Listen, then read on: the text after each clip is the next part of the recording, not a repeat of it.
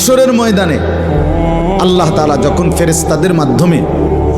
আগুনের শিকল দিয়ে টেনে জাহান্নামকে হাসরের মাঠে এনে দাঁড় করাবে, মনে করেন এখানে আইনা রাখবে, আমরা সবাই তাকাবো,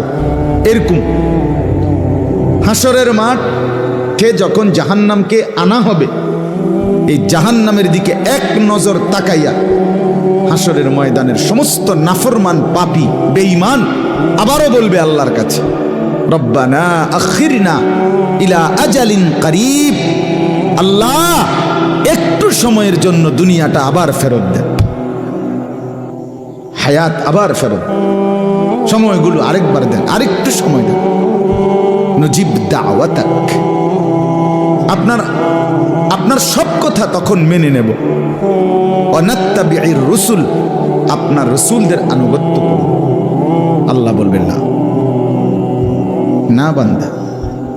এখান থেকে কাউকে আর ফেরত দেব